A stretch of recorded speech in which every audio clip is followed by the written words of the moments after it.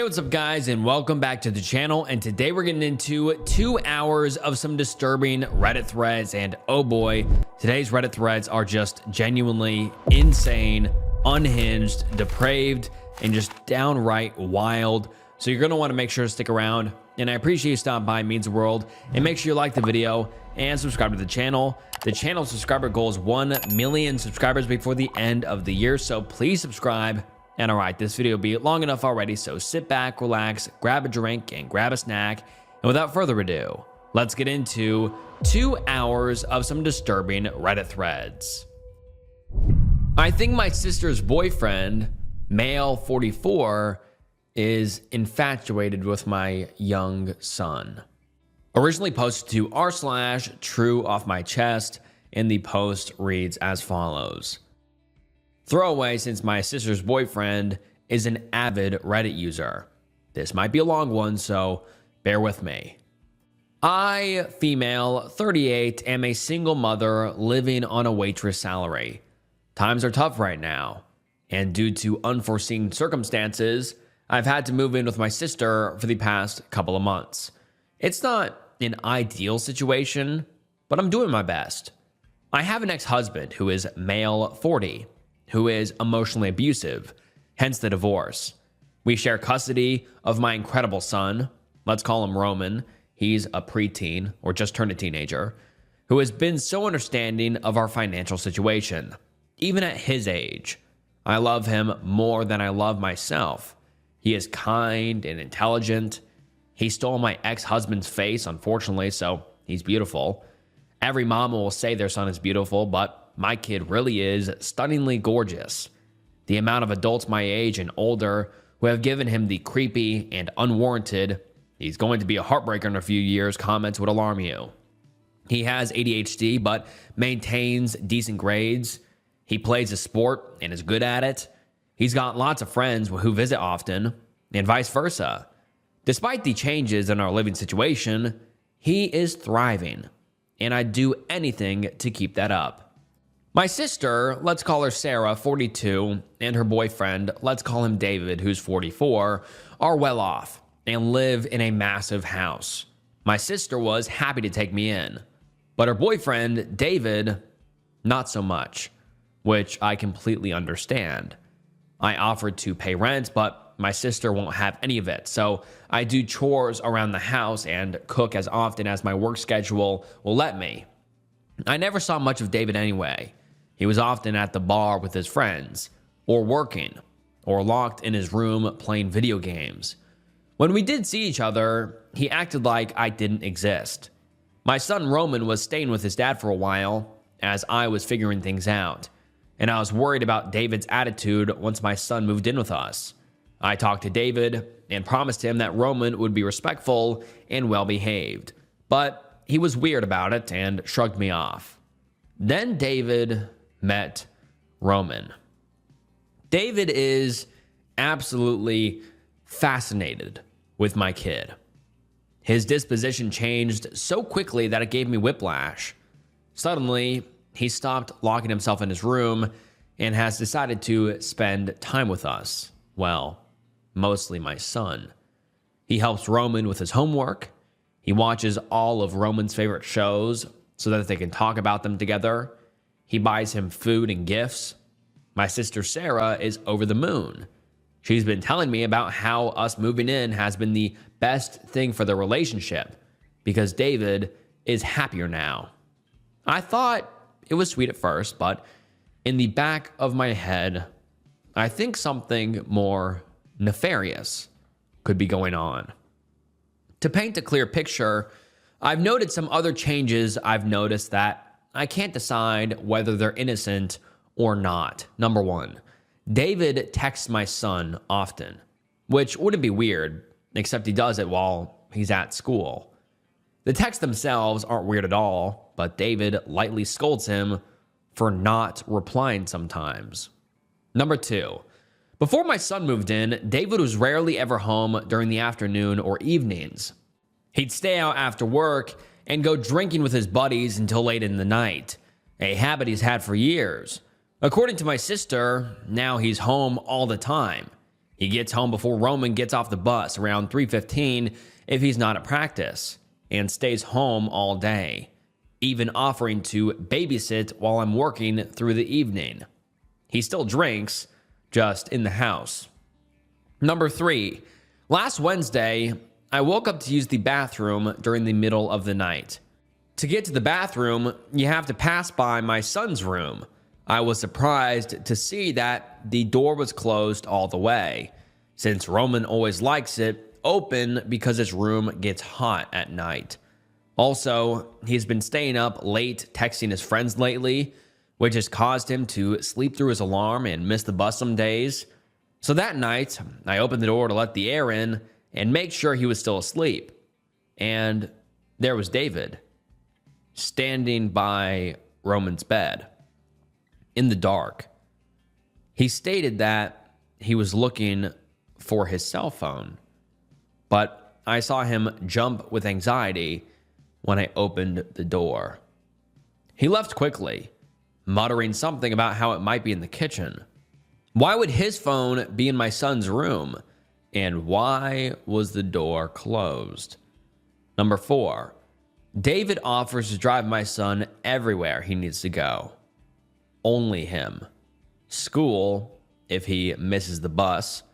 Practice, his friend's house. This is the same man who wouldn't lift a finger for me until my son moved in. It's been incredibly helpful since I'm not home often. But a part of me wonders if he's doing it for the wrong reasons. Number 5, I caught David doing Roman's laundry, resulting in a few articles of clothing going missing. This one irritated me because I make my son do his own laundry. I asked him not to do this, but his excuse is that he is trying to save water. I don't know how to fight him on this, since it's his house. I'm terrified to bring this up to my sister. Am I reading into things too much? Am I silly for worrying that he might have ulterior motives? If I tell my sister, and she gets angry, and there's nothing going on, she'll kick us out, and we'll be homeless. And then the OP posts an update the next day, and let's get into it. Hi all. First, I want to thank you all for your responses and suggestions. I'm so overwhelmed by the replies and was unable to read them all. But I'm glad and terrified to see I'm not going crazy, that there is something wrong. I also want to thank those who shared their experiences with being manipulated and or SA'd, as it opened my eyes to a lot of things. Second, I'd like to clarify a few things. I did not let my child in David's car after the bedroom incident. I would never do that. After this occurrence, tied with the laundry situation, I began to take note of David's behavior, which was when I started putting the pieces together. I came to Reddit shortly after, and here we are, unfortunately. Third, I'd like to address a couple questions I've seen. Number 1, David is not on any SO registry. Number 2, by saving water, David meant that he combines loads of laundry, meaning that he'll do his laundry and Roman's laundry in the same load. The laundry that I've seen go missing are mostly socks, which is typical, even when Roman was doing his own laundry. But then, Roman told me that he was missing a couple shirts and a pair of underwear. That alarmed me, since this only happened once David started doing his laundry. Massive red flag. Number 3, the texts between really are innocent. David asking him what he wants for dinner, what time he should pick him up, discussing shows they've been watching, but based on his other behavior, it's clearly a manipulation tactic, and I'll be sure that it stops immediately. No way in hell should he be texting my kid at school. Number 4, the bedroom situation in clear detail. I peeked in to make sure that Roman was asleep, and David was at the foot of his bed. The room was, of course, pitch black, and I was groggy as hell. So I didn't even register that it was him until he pushed past me to leave. I checked on my son afterwards. He was still asleep, and the blankets were fully over him. Nothing seemed out of the ordinary. But maybe I'd just intervened at the right moment. I made sure his door was open, and I left my door open as well so I could listen for any footsteps. I could not sleep after that happened. It wasn't sitting right with me. None of these are excuses. Like I said, eyes are wide open now. Fourth, I'll discuss everything with my son tonight once I get off work. A lot of you said it was a good idea, and I was already planning on doing it. He has not been acting strange in any way and in his usual happy self, but that doesn't mean that David hasn't done anything yet. That reality is terrifying to me, and I pray that's not the case. I pretty much have a clear idea on what to say to him, but I'm not sure if I should explicitly tell him that I found David in his room or that he might be stealing his clothing. Any suggestions on how to go about this conversation are welcome. Fifth, I fully plan to confront David and talk to my sister Sarah about this. I am not a doormat, and I will do anything to keep my son safe. David is on a church retreat and thankfully has not been home for a few days. I've decided to speak with my sister first, in case David twists my words or manipulates her into believing that nothing is wrong. And once he returns, I'll confront him based on how my sister reacts. Any other suggestions on how to go about it are welcome as well.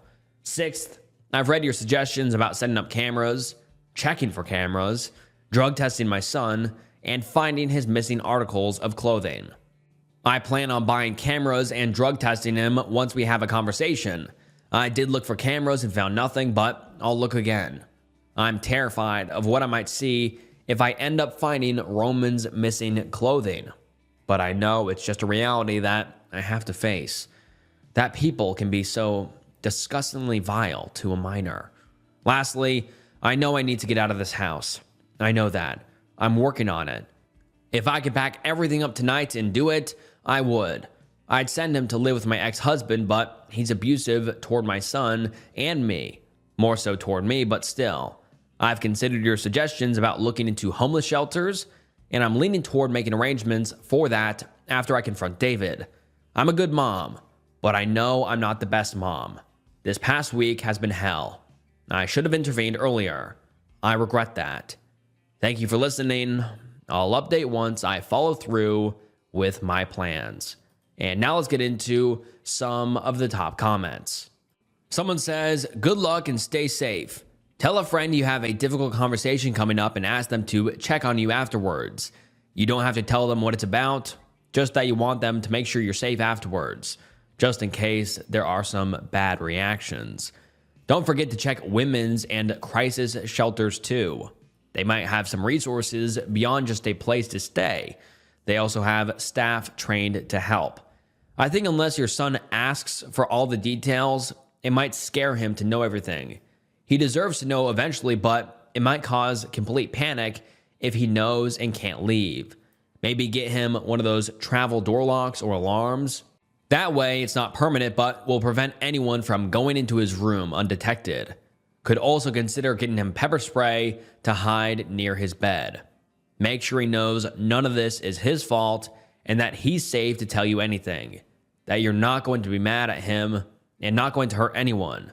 That can be a concern for a child who thinks their parent might go to jail, leaving them in an even worse situation. And the OP replies and says, thank you so much for your advice. He has a lock on his door, and I'll be sure that he uses it from now on. And someone else says, all I can say is good luck. I can't imagine being in that situation. When you confront him, it'd probably be better if your son was maybe at a sleepover. Does he have any friends with parents you trust you could ask for the night? You said you already talked to your sister about once before, so you know if she may react better, but who knows how David will react. And the OP replies saying, I can think of a friend to have him stay with. That's a smart idea. Thank you so much. And then the OP posts an update 4 days later, and let's get into it. Hi all, this is my second update. My first post got removed, but you can find it. But in the past 4 days, I spoke with my sister Sarah, her boyfriend David, and my son Roman. all separately. One went well, two didn't. I have a lot to get off my chest, so this might be long. There's a TLDR at the bottom. My first conversation was with my son, which occurred the night I posted my first update. In fear of this post getting removed like my first one, I'll have to censor myself, but I think you'll understand what I'm referring to when I say that I asked my son these serious questions. Roman adamantly denied that David ever did anything to him. He seemed surprised that I asked. He said he would have told me if he had. I believe him. I know he could be lying, but I'm trying to take his word for it. My son and I have a very open and transparent relationship. The first time my ex-husband ever verbally abused him, he came straight to me and told him about it. My guard is up, but I have to give him the benefit of the doubt.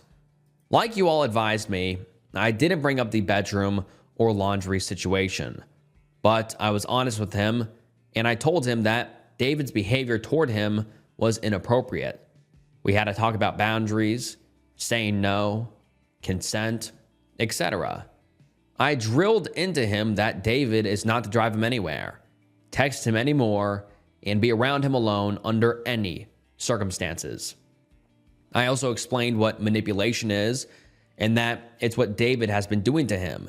He said he knew about it through a school assembly. Then he said something that broke my heart. He apologized for letting David treat him that way, that he, quote, shouldn't have fell for it. His exact words. I assured him that none of it was his fault. I want to make it clear that David is not preying on him because of how he looks or how he acts. He is doing it because he is a predator and they prey on the vulnerable. Honestly, I could tell that the conversation had left him a little shell-shocked. To know that the person you liked and trusted isn't who you thought he was would leave any kid rattled. For the entire rest of the night, he followed me around like a lost puppy. It did break my heart a little to see him like that, but I don't want him to feel a false sense of security around David, so I have no regrets about it. Sarah was next. I knew it would turn into an argument before the conversation even began. It's always been that way with her. My sister is nice, but not kind. She'll take you in off the street, but then throw it back in your face if you cross her. So I knew what I was getting into. But I had to do it not only for my kid's sake, but for hers. This is not a man I want her to be with, have children with, nor do I want him in our family. I told her that I was uncomfortable with the way David acts around Roman, and that I think it's a lot deeper than what he portrays it to be. I mentioned that I didn't like the gift giving and the constant texting, and I brought up the bedroom and laundry incidents. Like I predicted, she was more offended that I was accusing her boyfriend of manipulating my son. She didn't see how that was proof of anything. Quote, "Do you know how many socks and pairs of underwear I've lost while doing the laundry? It's probably stuck somewhere in the dryer." The more I expressed my concerns, the more defensive she got. She thinks I'm manic, essentially. She said that as soon as things got good for me, roof over my head, food in the fridge, a steady job, I intentionally screw it up because deep down, I don't think I deserve happiness. That she tries to help me every time, but I end up stabbing her in the back, like I am right now. So, she doesn't believe me. That's her prerogative. Fine. I told her that I won't be staying at her house much longer, and that I don't want David around my kid anymore. That we'll be keeping to ourselves for the rest of my short time here. She's letting me stay, surprisingly, but she said she's glad to see me go. She swore up and down that David would never hurt Roman, and that she was sad to see the relationship ruined over an accusation with no real basis, that I shouldn't let my behavior and my bipolar paranoia get in the way of other people's happiness, and that I better not accuse her boyfriend of being a predator anymore. Essentially, she kept shifting the blame onto me, so I ended it there. Oh, and she told me that she wants reimbursement for things like clothing and grocery shopping, because apparently we are draining her wallet with buying so much food. Yes, an 8th grader does go through a growth spurt and eats a lot. Shocker. But I apologized and said I'd buy his and my groceries from now on. David came back from his church retreat Friday morning, which is when I confronted him. I was very upset, so I didn't go easy on him. He was thrown off by my hostility, but once he understood what I was implying, his demeanor shifted. Sit down, let's talk about it, he kept saying. Except he was the one who was nervous and looked like he was on the brink of a panic attack. I kept my composure. I asked him why he was in my son's room in the middle of the night with the door shut. He gave the same excuse that he was looking for his cell phone. I asked him why he couldn't have got it in the morning. He said that he set the alarm to 5 a.m. for work and that he didn't want to go off with my son in the room and wake him up. I asked him why he was standing over my son's bed. He admitted that he was trying to wake him up and ask him if he'd seen his phone. Did he just not say that he didn't want the alarm to wake him up? I asked him what on earth would compel him to think it is okay to wake up my child in the middle of the night to help him look for a cell phone. He said he wasn't thinking straight and that he was sorry. I asked him about the missing laundry as well. He adamantly denied what I was implying. He said that his and my sister's clothing get lost in the laundry all the time. That he would help me find my son's missing clothing, all while apologizing profusely. I'll admit, I was thrown off by how apologetic he was, and it made me a little soft. I thanked him for letting me stay in his house, and I apologized for not setting boundaries earlier.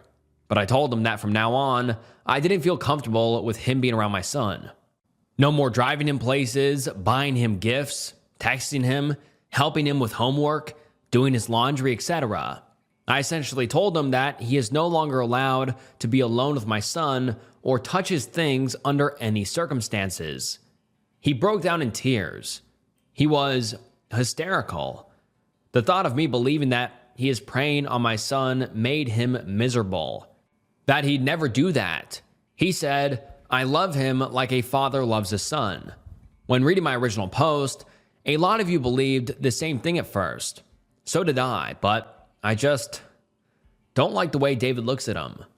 Yes, I see the kindness in his eyes toward my son as he helps him with homework or watches a show with him, but there is a nuance of something covetous and sinister that I can't shake off.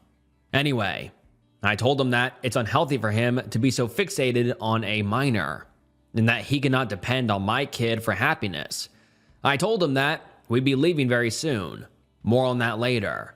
I didn't tell him where or when it was happening.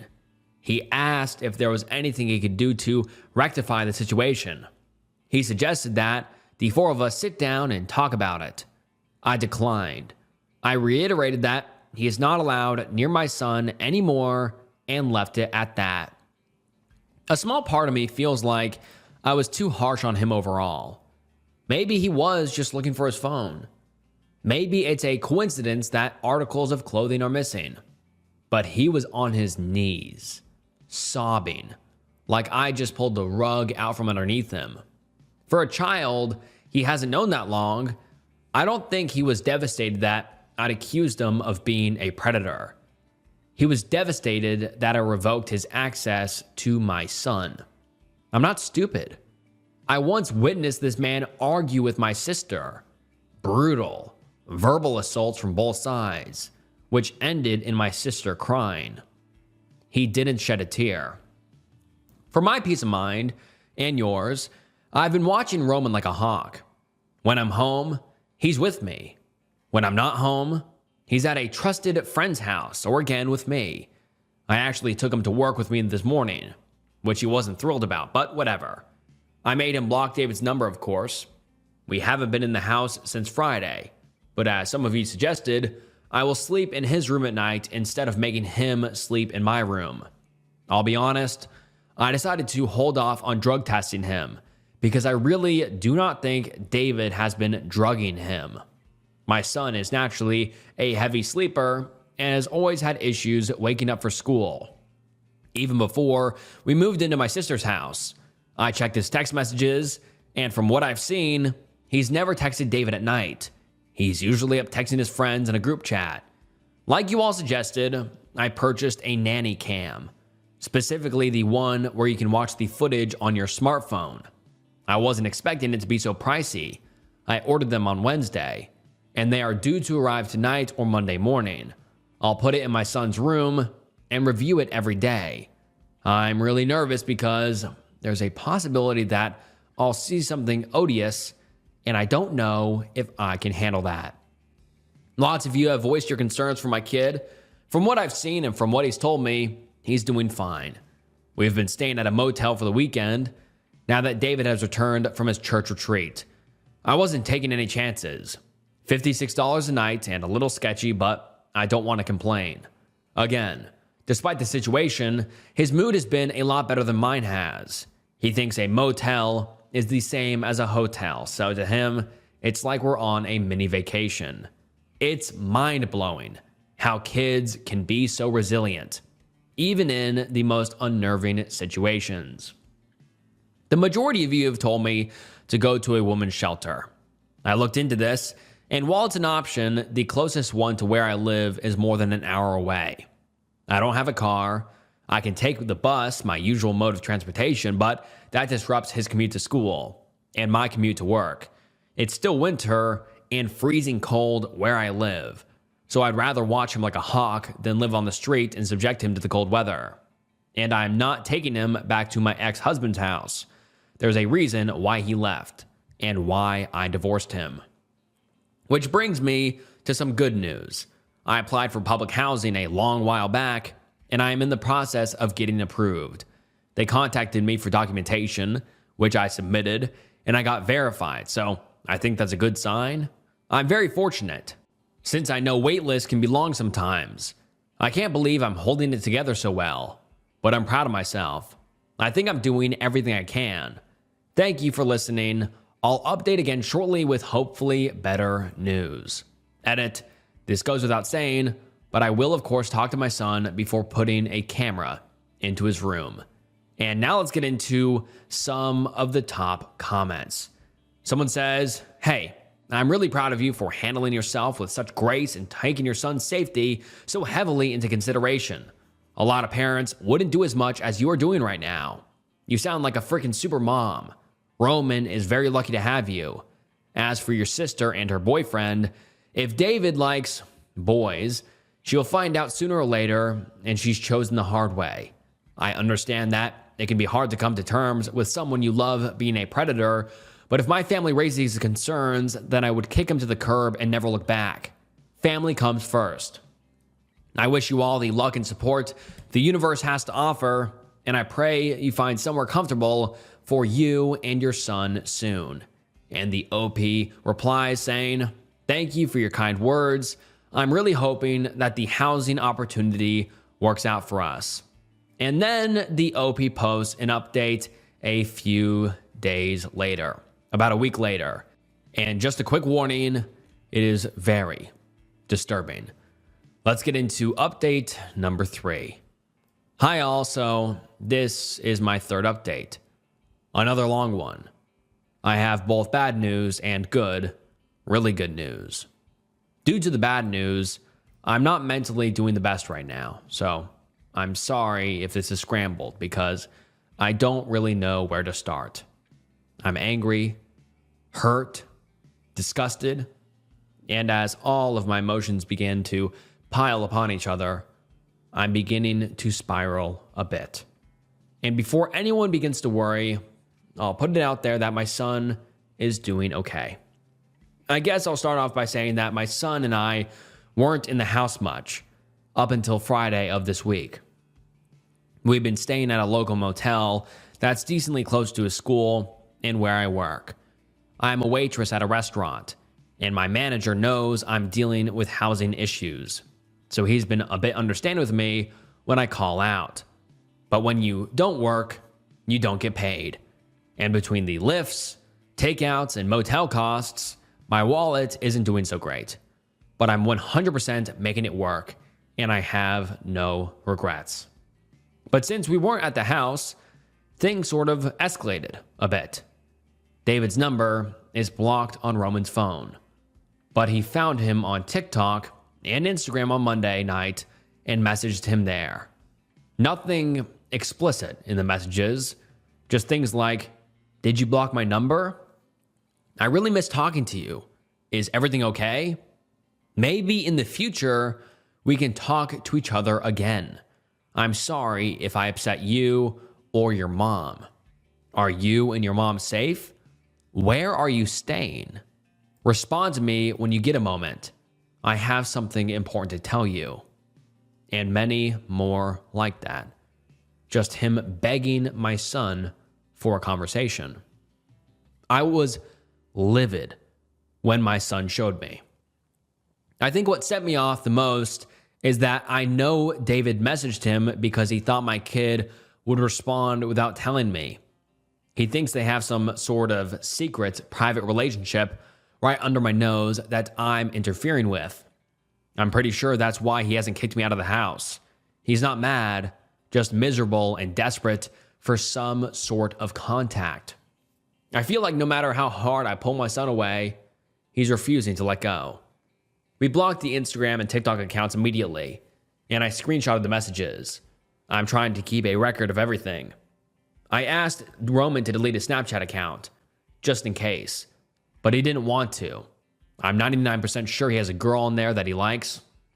I let that slide because he came straight to me about the other accounts, and he agreed not to add any new accounts on Snapchat or post anything that gave away our location for the time being. This entire ordeal upset my son. He broke down in tears when he came back from school the next day. That hurt a lot to see. I don't know if I expressed this, but Roman genuinely liked David, and they got along well. Maybe my kids saw him as a father figure, since he was shunned and neglected by my ex-husband. I think I underestimated the mental toll it would take on him from having to cut David off completely, and then block him when he reached out privately. Someone noted that I should get him into therapy soon. I plan on doing that once we are securely living on our own, and I find the money for it. It's definitely a priority. David's harassment spilled over to me too. He called me multiple times and texted me things like, "Let me know when you're back so we can resolve this. Am I allowed to attend Roman's baseball game on Thursday with you? I'd like to support him. Can you please answer? I'd really love to talk. Just us. I'm sorry if I gave you both the wrong impression. I didn't block his number on my phone. I figured that the more he talked, the more likely he'd continue to incriminate himself, and I could use his words against him. I didn't answer a single one of his questions, but I let him know that if he contacted my kid ever again, or if he showed up to his school or any events, that I'd go straight to the police. And that's not an empty threat either. Unbeknownst to him, I'm getting the police involved because I now have solid evidence that this man has a sick obsession with my son. This is bad news, and I'll forewarn you that if you're easily triggered, please don't read any further or at least skip this in the next 2 paragraphs. I want to thank you all for confirming my suspicions in the first post because I found something heinous. I mentioned that I plan to set up a camera in Roman's room. I asked for his permission first, and he said that he didn't care since we're barely in the house anymore. The camera I chose is motion sensitive and links the footage to my phone, so I can watch it anywhere. The camera was set up on Sunday night as soon as I received the package, and I hid it above the door frame so that I overlooked the entire room. You can't see it unless you use a ladder. I didn't get anything for a couple of days. I was randomly notified of movement in the room, but saw nothing when I looked at the footage. But on Wednesday evening at around 6, David came into my son's room, stood there for a moment, and then left. No longer than a minute. An hour-ish later, he returned and started going through his drawers. He picked up a specific garment and left within less than 2 minutes. I wanted to throw up. I didn't sleep that entire night at the motel. The following day, I had someone cover my shift, which gave me the opportunity to do a deep search of David's room while he was at work and my son was at school. I found the article of clothing inside of his pillowcase, on top of the pillow, right where you would lay his head to rest at night. I was so sick to my stomach that it took me almost 2 hours to confiscate that article of clothing and check it for evidence. I won't elaborate, but you can infer what I mean. I was nauseated the entire time. All I could do was put on gloves, throw it into a Ziploc bag, and shove it into my closet. I didn't want to look at it or even think about it. I still don't. That answers the question of why David was so incessant on doing my kids' laundry. Who knows how long this has been going on for? I've been ruminating on the next steps to take. Besides my main priority, going to the police, my other priority is telling my sister Sarah. We are obviously not on the best terms right now. She found out that I confronted her boyfriend last week, and she is livid. How dare I accuse him of manipulating my son? Apparently, he's not the same man he was after we left, and returned to his old habits. He was back to going to bars with his friends every evening. His drinking got worse. He had stopped coming home early from work and dragged himself through the door at almost midnight, if he even bothered coming home, that is. And he was no longer affectionate towards her. Apparently, it's my fault he's depressed again. If those aren't red flags, I don't know what is. I can't tell if she's in denial or if she can't actually see them. But what she's most concerned about is that David hasn't been home since Thursday. He went to work, came home briefly, then left again without telling her when he'd be back. In my head, that made sense. He knows that either she or I took the garment that was inside of the pillowcase, and now he's afraid to come home. It confirms all of my suspicions. I will tell my sister everything, though probably tonight or tomorrow. I have no idea how to go about it, and I guess I'm nervous about her reaction. She's still convinced that I'm having a manic episode. I was diagnosed with bipolar 1 many years ago, and I take medication to manage it. If I go off of my meds, my mania will progressively get worse until I spiral into psychosis. So her concerns are valid. I put her through a lot back when I wasn't stable, but that's not the current case for me right now. I have tangible proof and video proof of her boyfriend being a creep. I can bring up the camera footage, and then I have the issue of not getting either of their consent to put a camera in their house, and I don't know how well that would go over with her, even if it was for good reason. I just know that if I were in her shoes, I would be grateful that my boyfriend, potential fiancé, was outed as a predator before I got engaged to him. She's pretty much past the age of having children, but has plans to adopt in the distant future, so I have to tell her. Somehow. My son and I have been back in the house since Friday night. My sister still isn't kicking me out, but she doesn't want me here anymore. She's made that very clear. The only reason why I haven't packed my things yet and left is because, again, David is gone. He won't tell anyone his whereabouts and has turned off his location on his phone, according to my sister. She thinks he might be crashing on a friend's couch, something he's done multiple times in the past. I think he knows I'm onto him, but his absence means that I can stay at the house for now. I'm still watching my son like a hawk and staying hypervigilant, still sleeping in his room, taking him to work with me, etc. I can live with the hostility from my sister as long as he is safe, especially since we won't be here for much longer, which leads me to the good news. I got approved for public housing. I won't share too many details, but I will share the most important one. We'll get to move in a little over 3 weeks. There are a lot of logistics that I need to work out, the school bus system, a mode of transportation to work, etc. But I'm glad that something is working out in my favor after this week of hell. The constant vigilance is exhausting, and I can't wait to be in a safer environment. I guess all I really have left to say is that I'm not sure how to go about providing the evidence I have to the police. When I give them what I have, they'll start some kind of investigation, right? I'm just nervous that I could get into trouble for the camera and the messaging that counts as harassment, right? Do I tell my sister everything before I go to the police? Any advice you can give is welcome, because I've never been in a situation like this before, and I don't want to mess it up. Just because I'm leaving does not mean that I'm letting David get away with what he's done. Thank you all for your unwavering support. I'm having a hard time right now, but I'll update as soon as I can. Thank you for listening. Edit. Thank you all for the overwhelming advice. I put the clothing into a paper bag. I had no idea how plastic could affect it. I will make copies of the text and the camera footage. I will not be telling my sister anything for the time being, and I am going to the police tomorrow. I am looking into getting a lawyer as well. Roman's school has already been informed that I am the only guardian allowed to pick him up.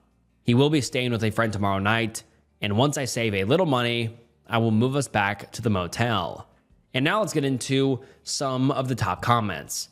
Someone says, make multiple copies of the videos and send them to yourself and send it over email, text, as many ways as possible to ensure you don't somehow accidentally delete the copy.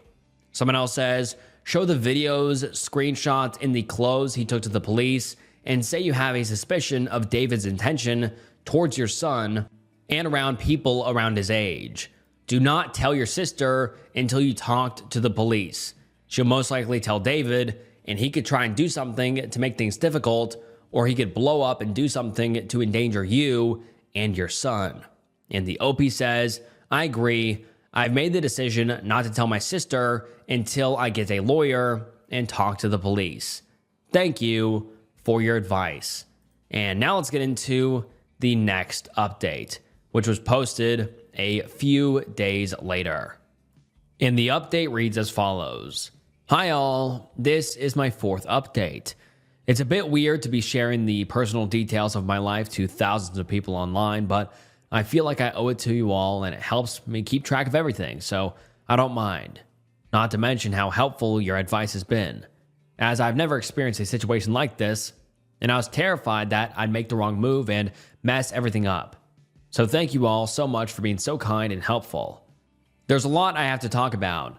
I did go to the police, and an arrest will most likely be made in the near future.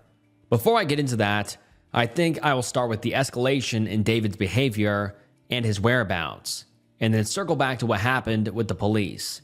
Hopefully the timeline still makes sense. In my last update, I left off with David's disappearance after I found out what he did with my son's clothing and confiscated it. It turns out that David was not on the run, nor missing, nor crashing on a friend's house. He holed up at his parents' house and is still currently there. My sister informed me that due to my actions of him manipulating my son, David had a mental health crisis. She hopes I'm happy with myself, and she feels the need to stay with him for support. So, in other words, he's hiding at his parents' house because either the guilt is getting to him or he's scared, or both. His entire family is infuriated with me. Whatever story he's feeding them is making me look insane in their eyes. Not once did they ask me for my side of the story. After I went to the police, my sister made the decision to kick me out of her home. I saw it coming a mile away, so I'm not too upset by it. I just wish she didn't feel so much fierce loyalty to him and his family. I don't even know how to explain to my kid that his aunt doesn't support him. She does know I was approved for housing and that I have no other place for our belongings at the moment. So she at least has the decency to let us keep our stuff there until we can fully move out. I guess that counts for something. Not much else to say about that. I've just been trying to keep my distance. David's behavior, though, got so much worse during this mental health crisis. The harassment escalated to stalking under the guise of wanting to clear the air. He showed up to Roman's baseball game that was held at a different school to try and speak with him. That means he found his schedule, the exact time he was playing, and the address of that school. Found the motel we'd been staying at. We had to move to a different one after this incident. Created 3 other Instagram profiles to message him about how this is all just a misunderstanding, how much he misses him, etc. Some of these messages were awful. Things like, don't let other people make decisions for you, and you're old enough to decide who should be in your life and who shouldn't. Paragraphs and paragraphs of him pouring his heart out to my son and begging him to not tell me that he's been reaching out. This harassment has left my son completely disillusioned. After screenshotting everything, I asked him not to read the messages anymore and to just delete them. At that point, I wanted to take his phone away, but I knew he would resent me for that. Maybe I made the wrong decision. Maybe I didn't. I don't know. The day David found our motel was one of the most traumatic moments of my life. I don't know how he found us. My sister knows I've been staying at a motel, but I never told her which one. On that day, it was about 9 p.m., and I needed to go to the corner store to grab something. My son was taking a shower and getting ready for bed, as he had school the next day. The corner store was a minute's walk away. The room we were staying in was visible from the windows of the store. I'd make this quick trip countless times. In the moment, I didn't feel unsafe leaving my kid behind, but hindsight is always 20/20. I already feel stupid. No need to tell me. David had parked at a lot across the street, and I didn't see his car. He waited until I was almost at the store and my back was fully turned to go to our motel room door. It was obviously locked, so he started knocking. But by then, I'd already heard him and was running in his direction. I nearly blacked out from the fear and adrenaline, and it's hard to remember much. I recall that he didn't seem angry. He just had this miserable, panicked look in his eyes. He really did look like someone who was going through a mental health crisis. I told him I was calling the police and that he needed to leave. He said that he was, quote, entitled to a conversation with me, but he ran off once he saw me dialing 911. To me, his reasoning is bullshit. He keeps saying that he wants a conversation and wants to clear the air with me, but if that were true, then why didn't he approach me? He knew I wasn't in the room. Why did he essentially try to break in where he knew my son was alone? I, of course, documented this incident with the police, which I will get into right now. On Monday, March 27th, the day after my last update and days before the aforementioned events occurred, I went to the police for the first time. The police officer I spoke with sat me down and gave me the opportunity to talk about everything. How David was very close with Roman, when I caught him doing with his clothes, the messages, etc. Thank God for these posts because I found myself referring back to them. Memory can be unreliable. I presented the evidence that I had as well. I showed the video footage and gave her the article of clothing I confiscated, as well as the text messages and Instagram and TikTok messages. She then told me she would contact the district attorney, which she did soon after.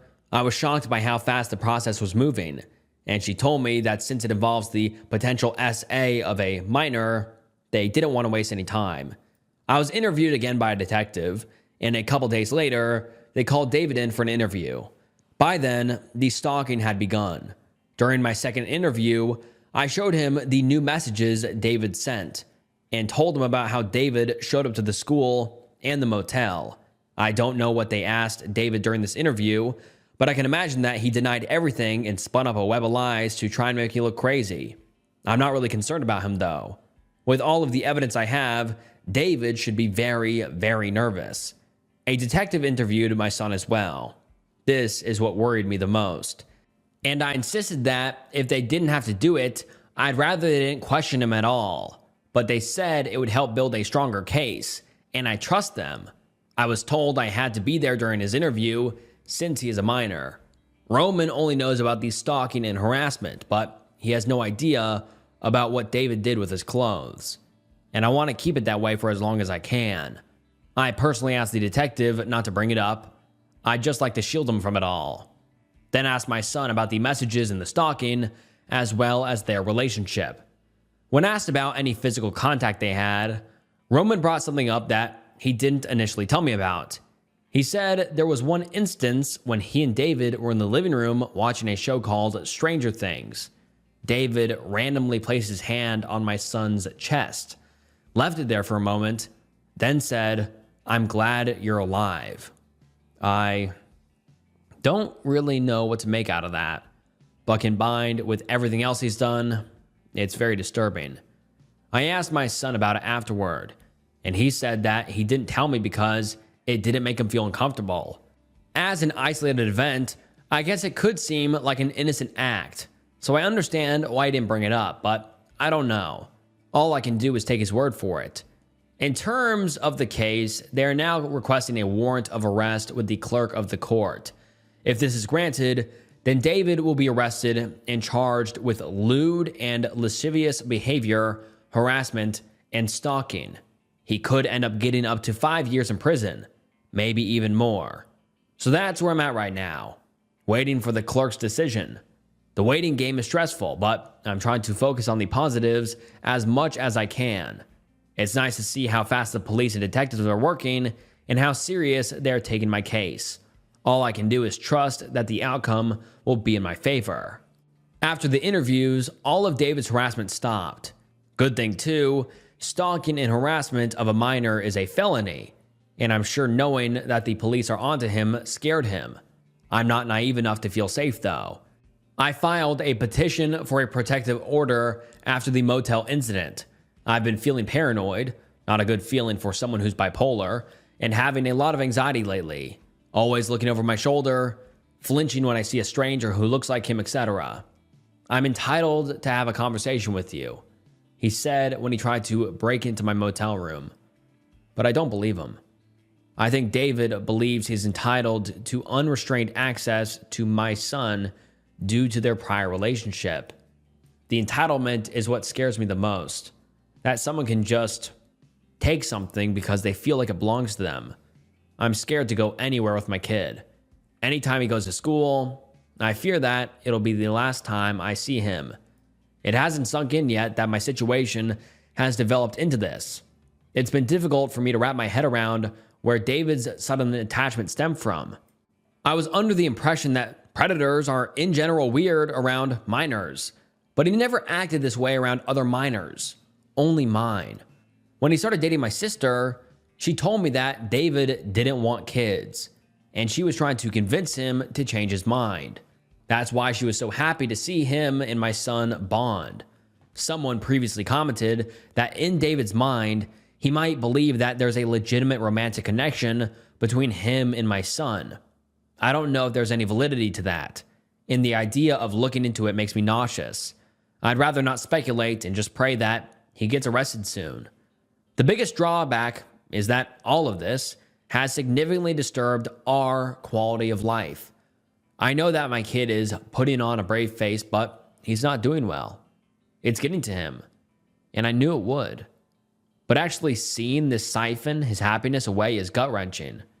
He's still doing fine at school, still eagerly partaking in sports and spending time with his friends, but every once in a while, he'll do the 1,000-yard stare. His eyes bereft of any sort of awareness. Disassociation, maybe? He used to eat a ton, but he hasn't been finishing his food lately. He constantly says he doesn't feel well. I can't afford therapy right now, but I spoke with his school counselor, and they want to start weekly meetings with him to check in, which my son was not thrilled about, as he does not want to bring any of this up at school. He is very open with me about his feelings, and we do talk about everything that's been going on, but there's only so much I can do. He needs a professional. I'm not doing well either. I am exhausted. I've never felt so overwhelmed in my entire life. My mental health is on a rapid decline. I'm not eating or sleeping normally. I can barely get through a shift at work without breaking down. Even my intrusive thoughts have been alarming and distressing. You don't think you're capable of these things until you're in the situation. There really is no going back once you find out something like that. I don't have a lot of people to talk about this. I think I need help. Hopefully, my next update is more positive. Thank you for listening. And that is the last update we have ever received from the OP, because the OP, soon after this post, deleted her account. And many people in the comments are speculating that she deleted her account because the police wanted her to. Because in a lot of these Reddit threads, especially when the police are involved, the police don't want you posting an active legal case on the internet, which makes sense. And so maybe she deleted it because of that reason, or hopefully no other darker reason, because some people think that David made her delete her account, which I think is far-fetched. I think most likely the police were like, hey, stop posting this on the internet. But an extremely, extremely scary situation. I mean, I hope that the OP and her son are doing better now, but I mean, it'll take a long, long time to recover from this, because what they experienced was just downright horrifying and disturbing. And I just hope that the OP and her son are doing better now. I think my boyfriend is trying to push our relationship off onto his friend.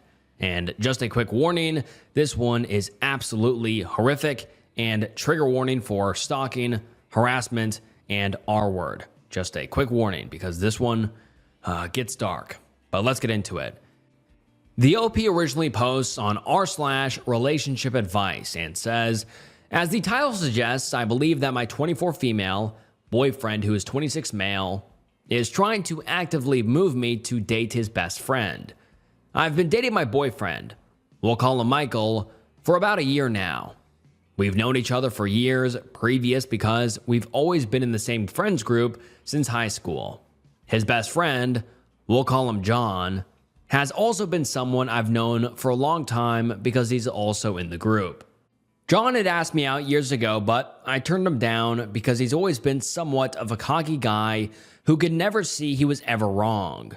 Many people find him charming, but I think smarmy is a better word. He seemed offended, but brushed it off and even told people that I'd asked him out and he rejected me, which was fine because it didn't affect my life at all. After a few months, all was forgotten and we just pretended the other one didn't exist, and that's how it's been for years. Until Michael asked me out randomly and I decided to give it a shot. It turned out we had a lot of similar hobbies and really had a good time, so we started dating shortly after that. Now, about 6 months ago, Michael started to act strange, but in really subtle ways. I would talk about how much I loved animals, and he would interject that John just loved animals, which wouldn't be weird, but he did it with everything I talked about, with even the slightest bit of enthusiasm. If I loved it, John loved it just as much. He told me how compatible me and John were, and how he wished we meshed more. I eventually told Michael I really didn't care what John liked because he was kind of pretentious, but we never got along. He seemed really offended, but quickly recovered, and by the next day, everything was good again. About a week after that instance, Michael would talk up John randomly and with seemingly no reason. Hey, I talked to Brittany yesterday and man, John is apparently a god in bed, haha. Maybe I should ask the guy for tips? John is volunteering at that shelter we went to a couple of weeks ago. What a guy. We should have John make us dinner. He's a great cook. It was every day to every other day I had to hear about John's greatness. And it was to the point I initially thought that Michael wanted to date John. Then 3 weeks ago, after we had some drinks, he asked me, if we ever broke up, would you date someone else in the group? I had no idea what to say because it was so random, but he quickly filled the void by saying, I think I would if I were you, and John was single. Seriously? So 3 days ago, I confronted him in the kitchen and told him that if he had anything he wanted to tell me, I would listen to it no matter what, and that I would always be there for him. He seemed confused and told me he had no idea what I meant by that. So I brought up all the times he talked about John and how he would date him, and told him that if he really wanted to date John, I understood and would support them. After all, they're best friends, so obviously they have a good connection. When I say he blew up, I cannot stress how angry he got. He used a dozen slurs for gay people and said he was disgusted I saw him like that and that he would never do something like that. We ended up getting into a huge fight over it because I certainly don't support his language or attitude toward LGBTQ folks, and that it was just a vibe I got from him, and I didn't mean to mislabel him. We haven't really talked, but he's staying at his parents' house right now, and today John called me to tell me he doesn't support Michael's attitude toward me, and invited me over to talk about it, even saying that Michael was 100% okay with it. Am I crazy? Am I making up some convoluted story in my head? Or is this bizarre? And now let's get into some of the top comments. Someone says, you should ask him why he is trying to set you up with John. You should also break up with Michael. And the OP replies saying, I just didn't want to come out and say that because it's so presumptuous, I guess. I have no proof.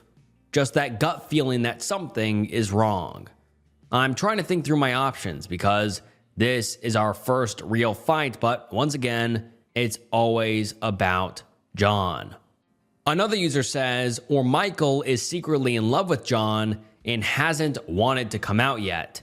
That explains why he blew up when you called him out. And the OP replies saying, well, I've been thinking this over, and if that was the case, I really don't think he would have said the things he said when I asked. Another user says, I'd be more concerned with his disgusting homophobia. And the OP replies saying, I definitely called him out on it. I think it just took a backseat to me trying to figure out the whole situation in general. But it is certainly not forgotten. Another user says, so it sounds like maybe they want a 3-person intimacy, or Michael is attracted to John in some way. Or here's the kicker. Maybe Michael cheated on you, and he thinks that if you hit it off with John and have intimacy, he wouldn't feel guilty about it. Maybe he's just trying to push a free pass on you without coming out and saying he cheated, or they are swingers.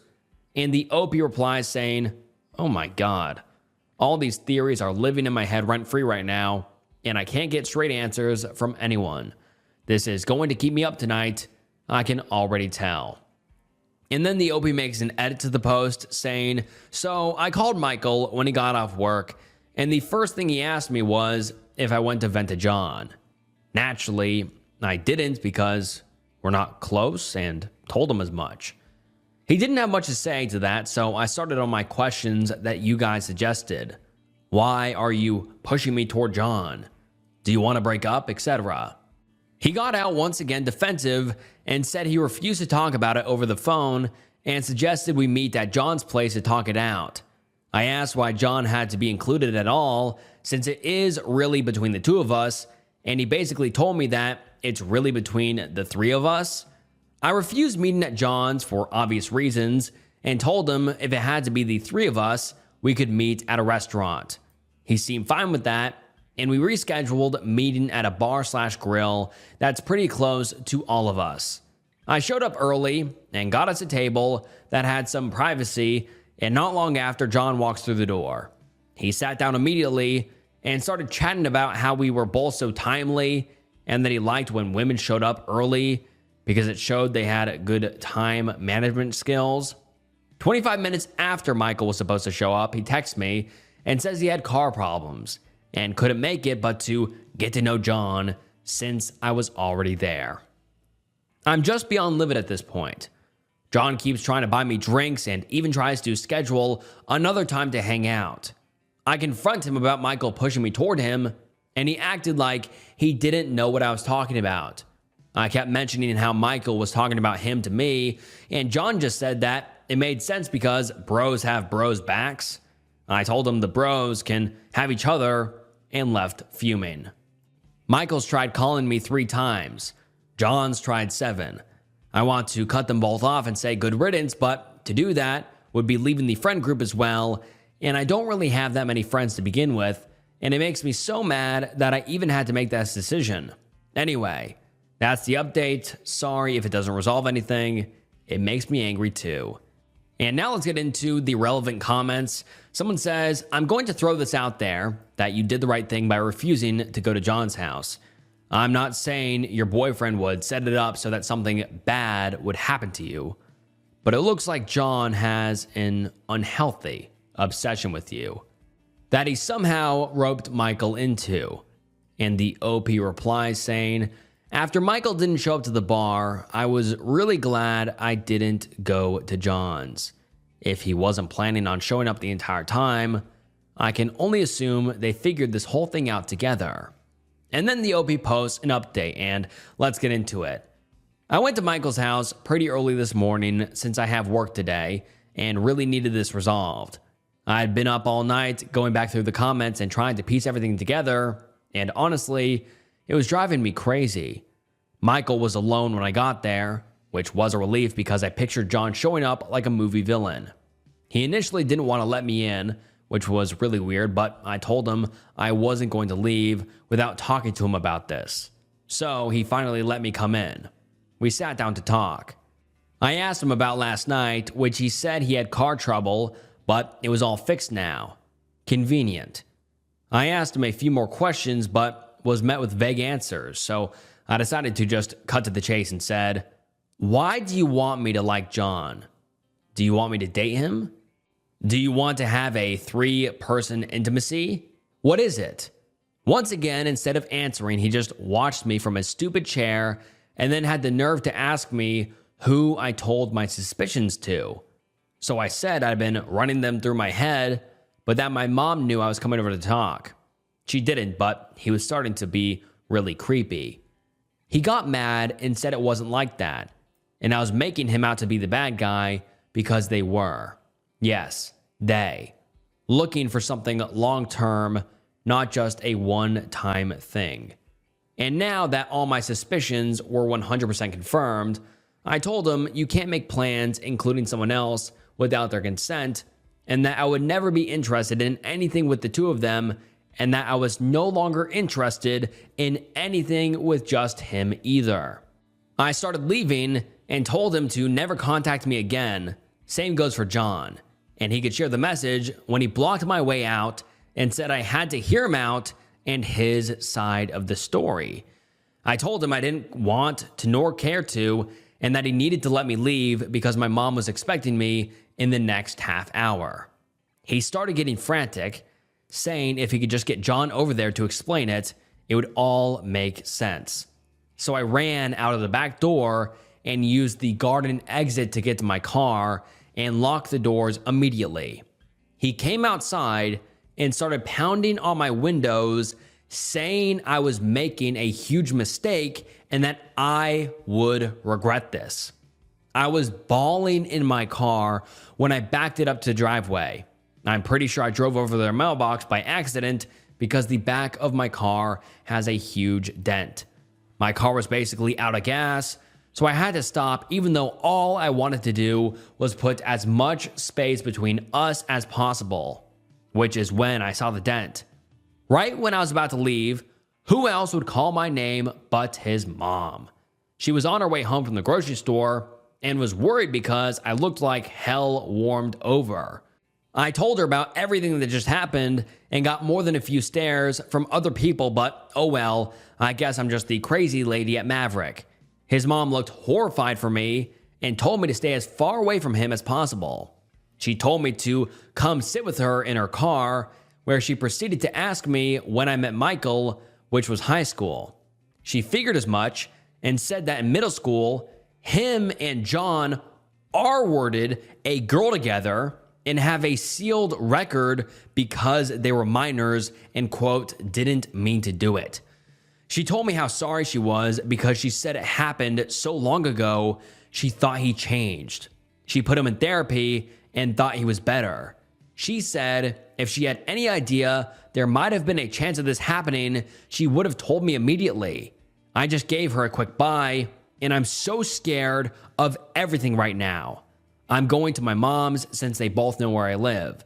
I sent a mass text out to everyone in the group detailing everything, and so far, 3 people have said they support me, so that's good, I guess. What do I even do? I'm never talking to them again. I've already blocked them both on everything I could think of, but I've been getting hidden number calls since.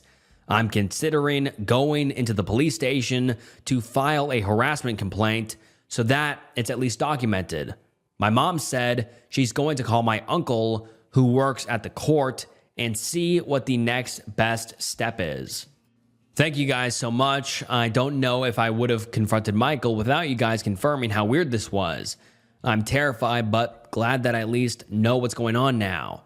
My mom's here's my support right now, and some of the girls are coming over later tonight just to make sure I'm okay. I'm sorry if this only makes some sense. The adrenaline still hasn't left me, and my hands are unsteady. I appreciate every single one of you who took the time to help me out because I think I got out just in time, honestly. Thank you guys. And God, that is a horrifying update, but let's get into some of the top comments. Someone says, do you think that this could have been the plan all along? John tries to get with you. When you say no, he told Mike to get with you, and that works. After a while, John tells Mike to start hyping him up, telling you how great he is to see if you're interested. They seem to have a toxic brothers for life friendship where they share everything, even girls, and don't really care if the girl wants it or not as long as it's what they want. You said in an early post, Michael was the more dominant one in their friendship. I don't believe that's the case. I don't think he does anything without John say so. When Mike was getting frantic, trying to explain, saying it'll all make sense when John gets here, I imagine he thinks John can fix anything once John says everything is fine. I imagine it's been like this since middle school. Go to the police. Tell them what they did to you, what they did in middle school. If you have any text messages, voicemail, any evidence at all that this was what they were planning, you need to give it to the police. They've done it once. They tried with you. If you stay silent, they will do it again. And the OP replies and says, I'm going in about an hour with my mom and my friend Brittany. I have screenshots of the 70 plus phone calls from unknown numbers, and Brittany is kind of my witness to them trying to find me. I don't know really what to do or say. I just really hope the police listen to what I've got to say because I wouldn't know what to do if they just dismiss it. And then a commenter replies and says, hey, how did that go to the police? You're not the only one predators have targeted. You're not alone, and you'll be safe in the end. This kind of thing happens to anyone. I had a SA where I was the victim make the news because the guy was so creepy, so I hope you are okay. And then the OP replies saying, it went really well, I'd say. I told them what happened and even showed them this post since my writing is better than my speaking. It's all kind of a work in progress, but they were going to talk to Michael and John before filing harassment, I guess. Fingers crossed that cops showing up their houses scares them away. Another commenter says, you need to file a police report ASAP. Michael and John have a dom/sub relationship in where they lure women, and it has probably been going on for a very long time. In extreme cases, these become killing teams, if not handled correctly. And the OP replies saying, I was planning to go in today to do that. I'm just nervous they won't believe me. I don't know if that's something TV has put into my head or having no evidence, but I'm scared they'll think I'm just overreacting. Another user says, this was the first post I ever saved on Reddit to check later because I was so worried about you. I'm glad you're safe, but good God, you dodged a hail of bullets there. I can't imagine how you must be feeling, but just know there's a stranger out here thinking of you and sending you all the positive vibes. Oh, and as for his mom, I have no words for her that are allowed on here. If your kid is messed up enough to R-word someone in middle school, there's no fixing them. Not ever. And she knows it. That's just magical thinking/delusional. And that thinking puts you in an incredible amount of danger. especially as she has allowed him and John to remain friends? And the OP replies and says, "Thank you. Seriously though, she didn't find it worth telling me when they were still friends? Or when I told her how much Michael talking about John annoyed me weeks previous? I have a hard time feeling anything but resentment toward her, to be honest." And I completely, absolutely agree with the OP's comment here. Like, it's ridiculous that Michael's mom didn't say anything when literally the OP complained about Michael talking about John all the time and saying how great of a guy John was. Like, how did that not set off every single red flag in his mom's brain? I mean, like, that is just crazy, and I do agree.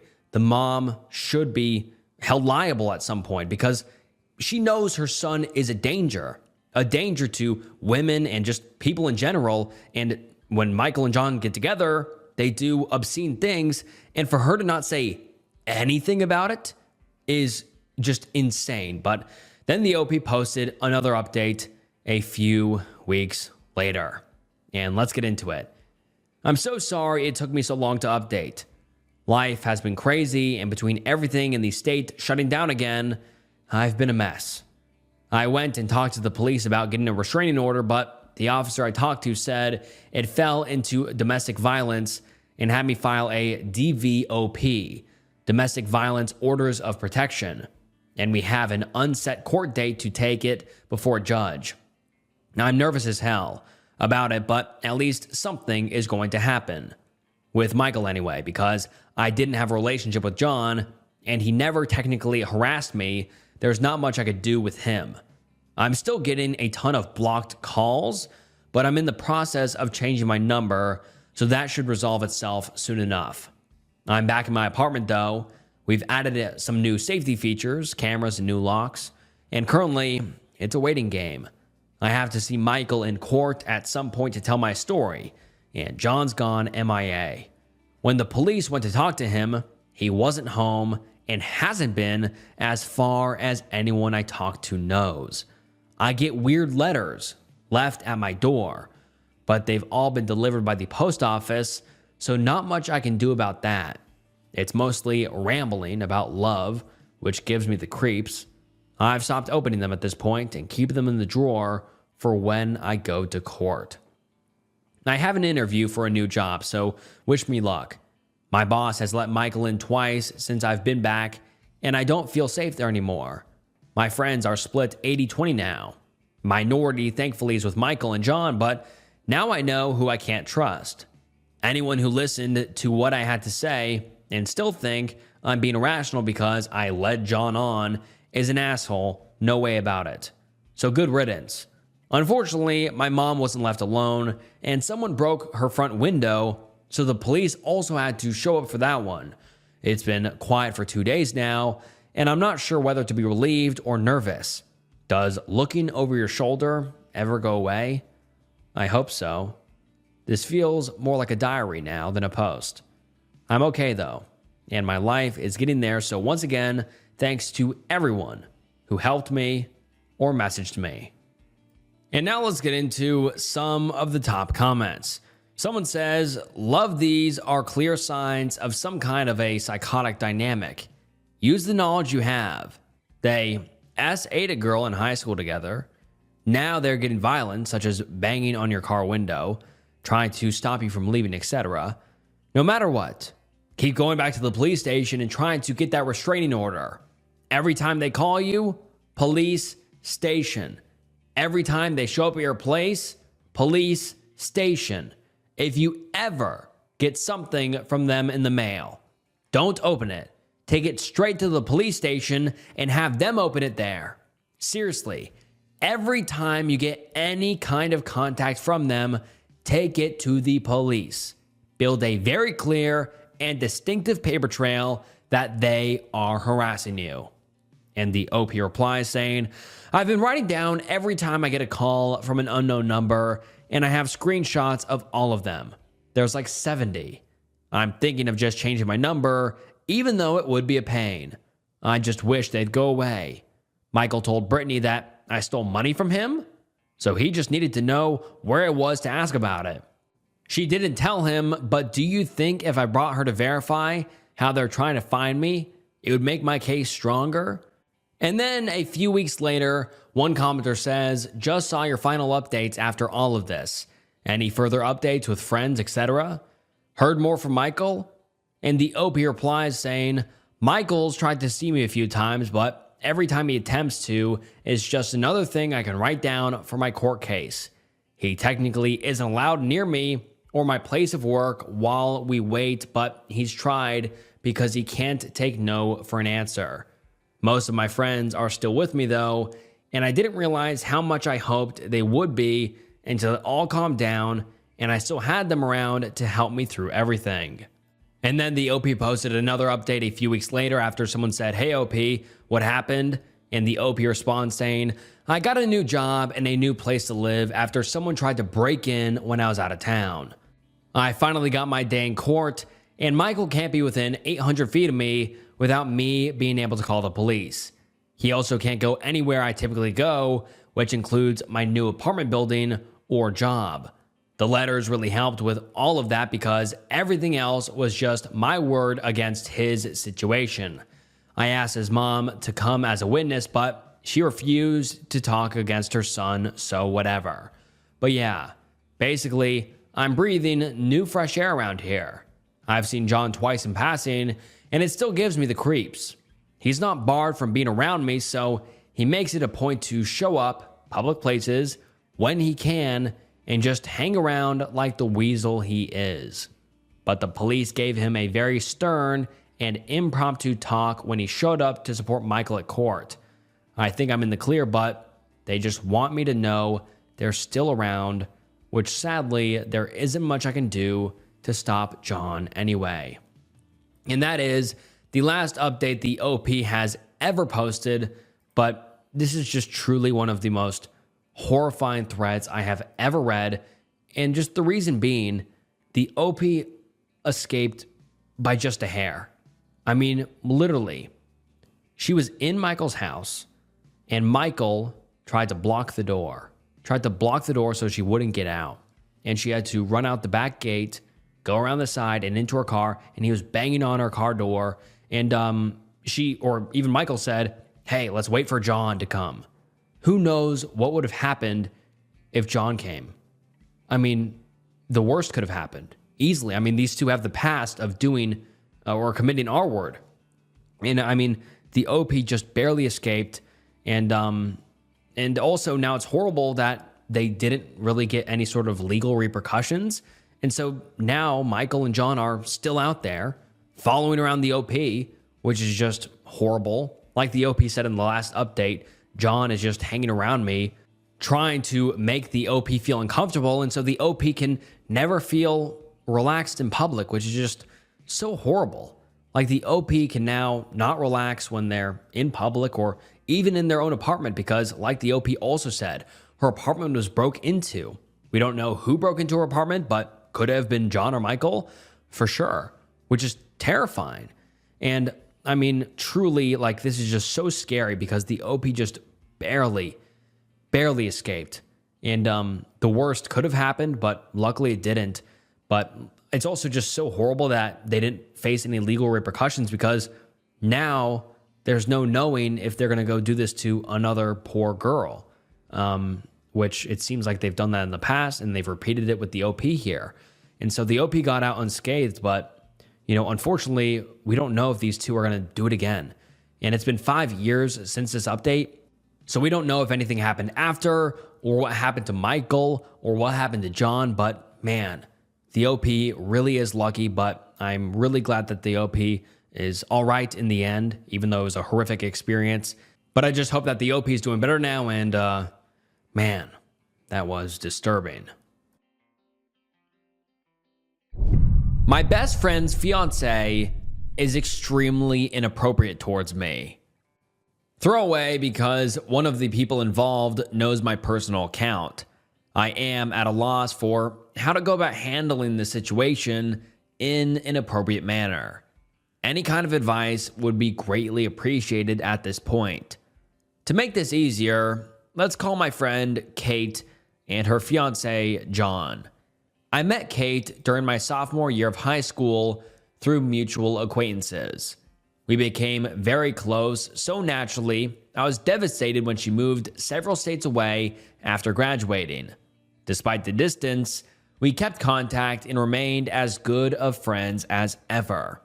About 2 years ago, my family happened to take a vacation in very close proximity to her new home.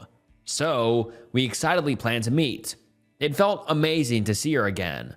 We both dashed out of our cars and hugged and squealed like stereotypical best friends. We hung out all evening and caught up with one another in person. Also, I had the chance to finally meet her fiance of 1 year. I had heard only great things about this guy, and he seemed very pleasant. Shortly after returning home, I received a text message from an unknown number. John. He thanked me for stopping by to see Kate, saying that it really lifted her spirits and he hadn't seen her so happy in a long time. Understanding the personal issues Kate had been struggling with lately, I told him I was glad to have helped.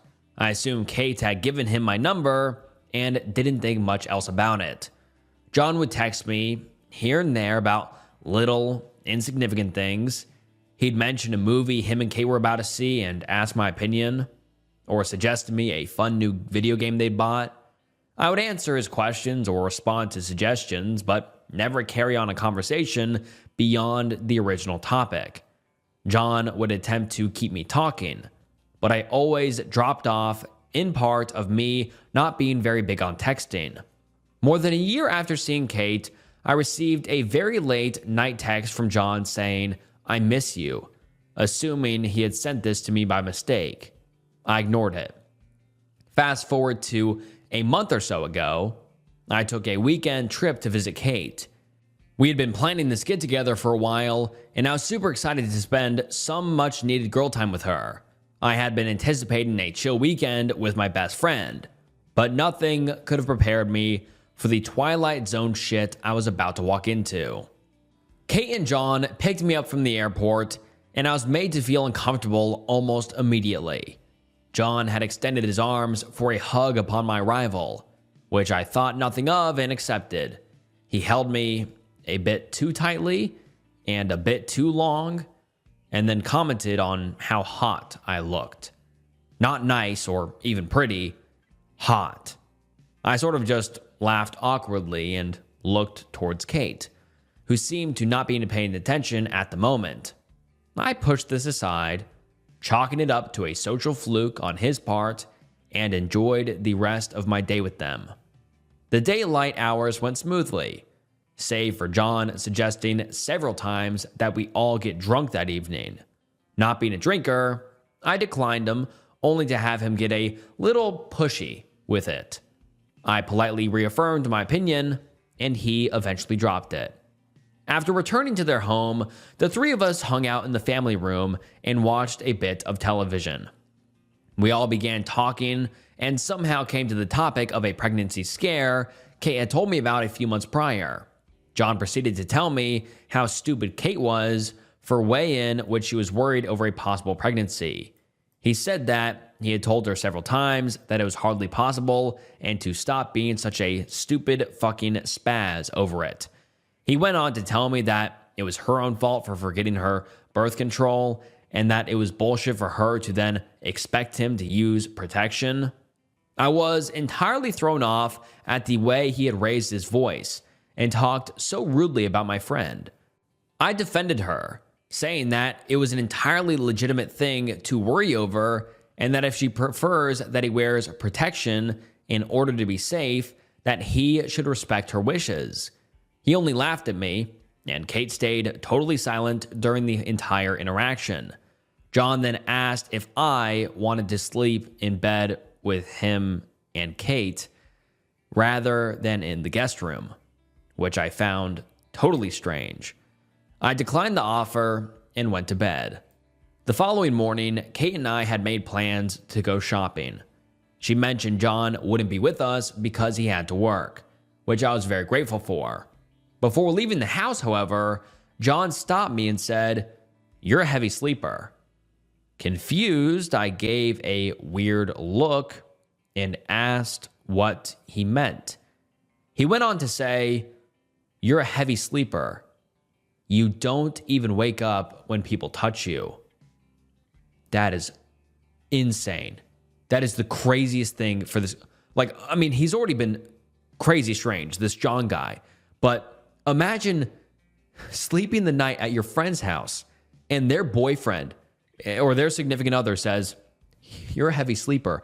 You don't even wake up when people touch you."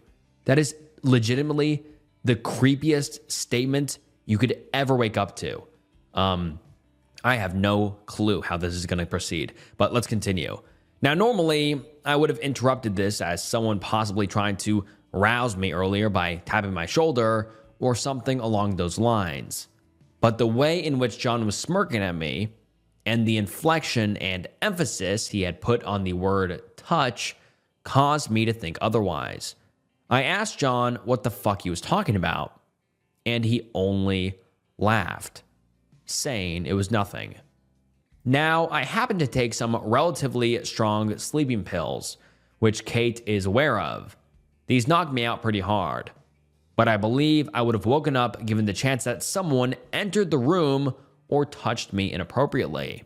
So I highly doubt anything actually happened, but the possibility of him touching me in my sleep makes me sick.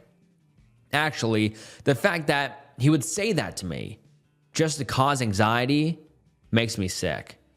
I went on to try and enjoy my outing with Kate, which unfortunately didn't offer much solace. While stopped at a red light, Kate and I sat quietly as a group of pedestrians crossed the street. Kate made a comment on how beautiful one particular girl in the crowd happened to be. I agreed that she was a very pretty woman, only for Kate to suddenly spout out, "I'm not attracted to men." She had said this as if the words had been dying to leave her lips for years. I was pretty dumbfounded and caught off guard by the sudden confession, as I had never entertained the idea of Kate being a lesbian. She had mentioned once a short fling she shared with a girl in middle school, but claimed it to have been nothing more than a cry for attention. We joked about this here and there, but I never thought she could have been lying. I didn't answer due to lacking a decent response, so she followed up by blatantly telling me that she is a lesbian and that she doesn't love John. I asked Kate why on earth she would marry him then, and she only said, "Because I think it's what I should do." I tried to talk to her more about this, but she then told me she would prefer the subject be dropped. At this point, I was counting down the hours to my flight home the next morning, and after hearing John would be joining us for dinner, I was even more eager to get away. After meeting up with him, the three of us began walking into the restaurant, only for me to catch John's hand veering dangerously close to my butt. I shifted away, and he moved very quickly in an attempt to grab it. Luckily, I managed to jump to the side, leaving him with only his fingertips brushing my skirt. I told him to watch his fucking hands, and he just laughed again and made some kind of comment on my appearance and the fact that he couldn't help it. Dinner couldn't have gone by slower. I sat there hardly saying a word and wondering if I should just try and get a hotel room for the evening. However, my stupid self decided that I could make it one more night and save the cash. I told Kate that I was very tired the moment we got back to her place, but she insisted that I watch our favorite movie together before I have to go home. Unable to say no, the two of us head up to her room. Her roommate's bedroom is on the bottom floor next to the family room, so the television would have woken them up. About an hour into the movie, John comes in and asks to watch with us. Kate tells him of course, and hardly 10 minutes passes before he's attempting to convince Kate and I to kiss. I say no repeatedly and just keep looking at the screen.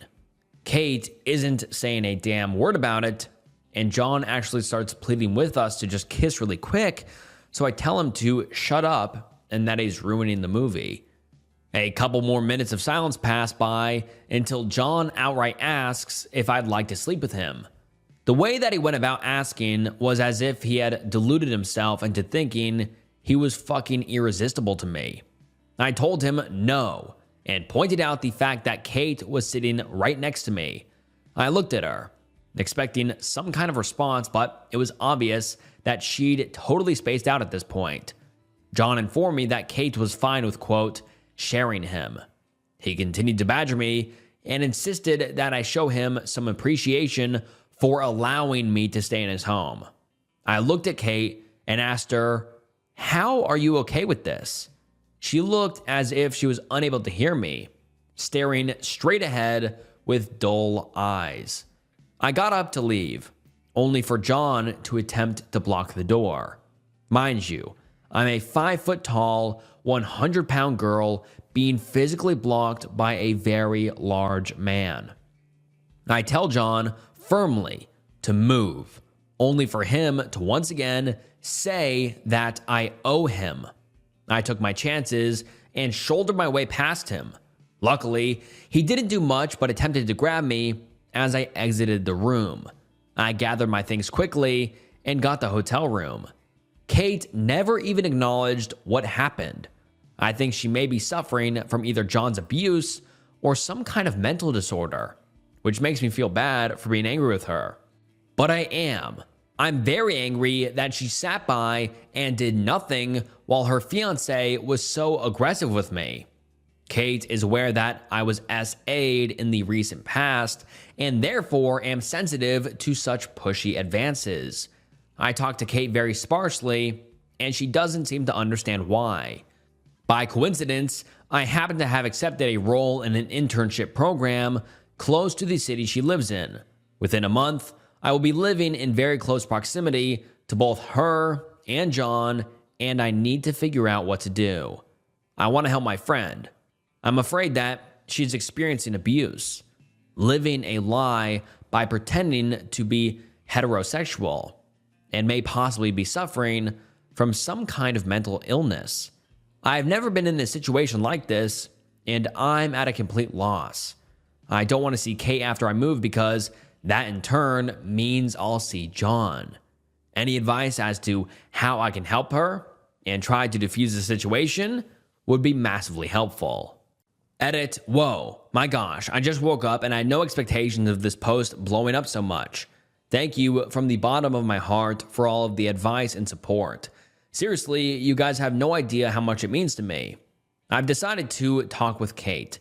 I'm nervous as hell because I have no clue how she'll react, but I need to reach out to her. She has been there for me during trying times in my life. I want to be there for her. I know for a fact that John works tonight and Kate will accompany him sometimes and just sort of sit there and be idle all evening. I should have recognized this as weird earlier, but I don't know if she's going tonight. I asked if she'd like to Skype this evening, and she responded with, quote, "Why do you want to talk to me all of a sudden?" I told her I'd like to just catch up and apologize for being so busy as of late. Haven't received an answer just yet, but I'll try my best to update tonight if we get the chance to talk. Once again, thank you everyone. I'll try to respond to as many comments as possible. I'm not receiving any good advice from those close to me, so this is insanely beneficial.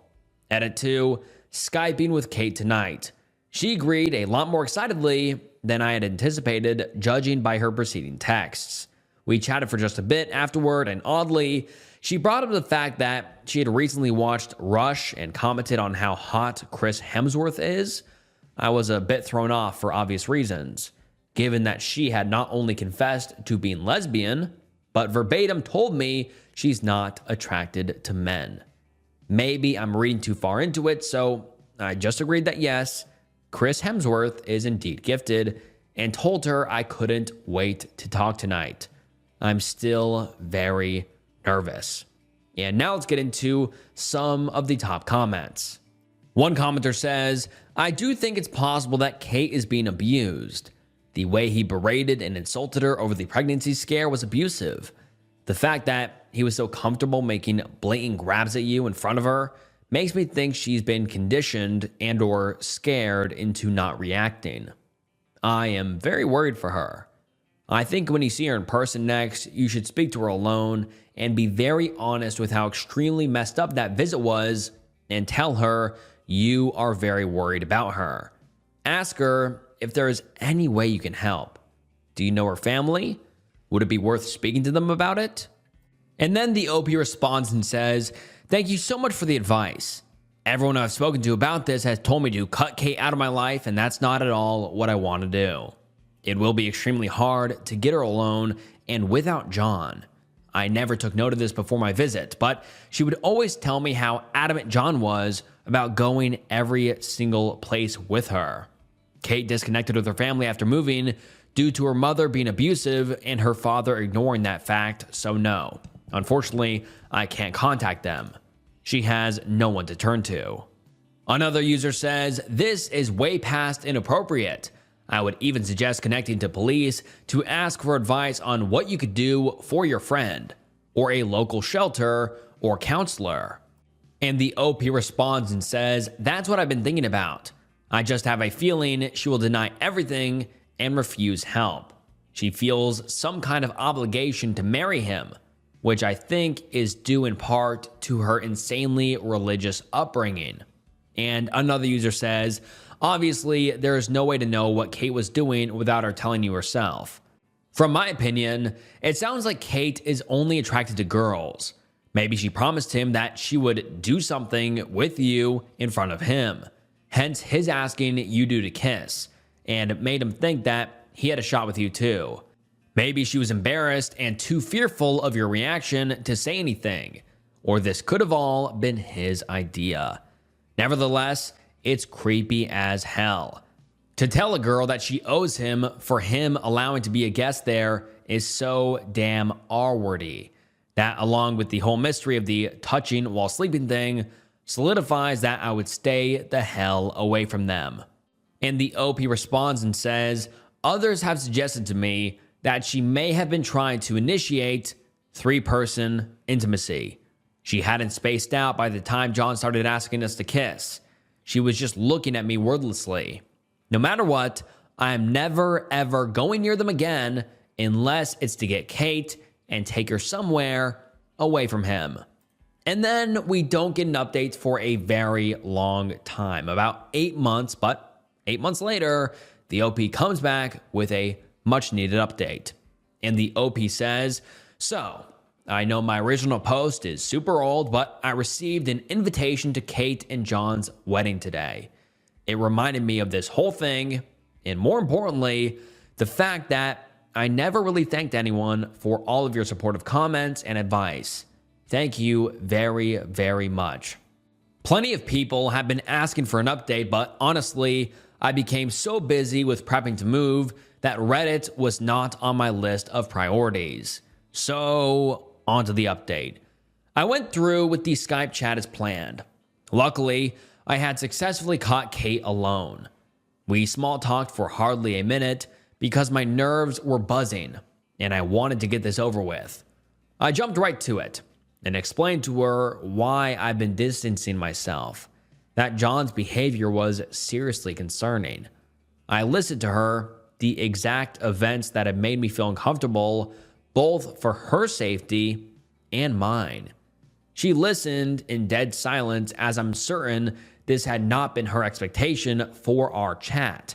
After I'd finished, I asked why she would want to spend her life with this man, especially since she'd confided in me with her intimate orientation. Kate broke down pretty quickly, and to sum it up, she's been in love with me since high school. I can't put into proper words how I feel about this part.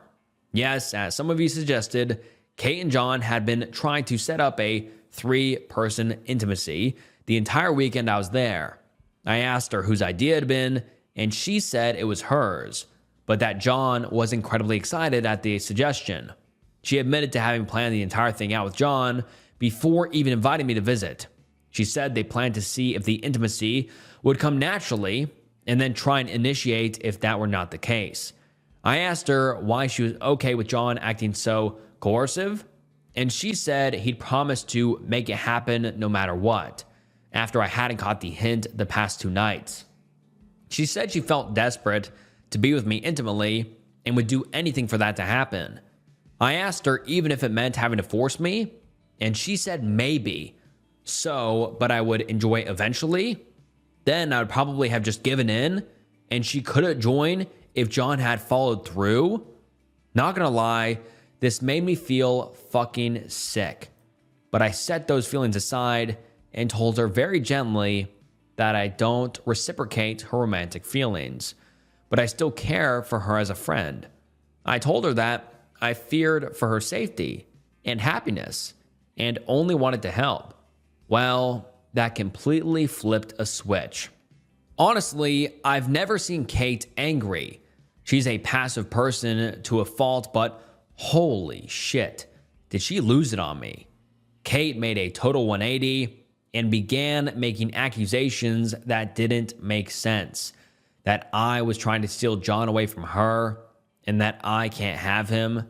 That his aggression towards me, as well as my past SA, was directly my fault due to how I dress and present myself. That all her insecurities are my fault because she has to put up with John talking about how I look and asking why she can't act more like me. I enjoy doing my makeup and hair, wearing dresses and heels when I go out, while Kate wears only baggy clothing and does nothing to her hair or face. It's always been this way. We just have different styles. Anyhow, she ended her tirade telling me to commit S-word. So honestly, I just got off the call after that. I feel as though Kate is dealing with issues that are far out of my league to assist with, and I could not continue speaking to her. My internship is over now, so I'm home and away from both of them. During my internship, they both attempted to contact me multiple times, but I always deleted the messages. Kate simply ignored what had transpired between us and asked why I wouldn't speak to her. Then John made a few jokes about kidnapping me. I only saw both of them once during my entire internship. I had the chance to attend a large pop culture convention, and I was seriously so stoked about it despite having no friends to go with. Luckily, I found a couple girls on Facebook through my internship group page who were also looking for people to go with. I knew for a fact Kate and John would be going, as they attend every year. Plus, the costume I chose to wear was near unmissable, so I was certain they would notice me. But honestly, I was not about to let them spoil the event for me and went anyhow. I gave the girls a rundown of the situation, and they all assured me they had my back. Lo and behold, as I'm standing in an autograph line with my friend, who hugs me from behind, but John. I basically went into spaz mode and flailed until he let go. He acted all confused. Kate was right behind him being quiet. I'd like to say that I told him off like a champ, but I didn't. I was scared, honestly, so I just ran. I was wearing massive heels, so I had to do that weird crouch move where you're not really running, but more so fast walking like a werewolf. A couple of the girls followed me to make sure I was good. Never saw them again.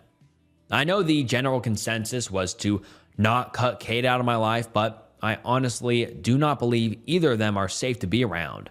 I feel that Kate is dealing with something beyond what I can assist with, and my personal safety needs to come first.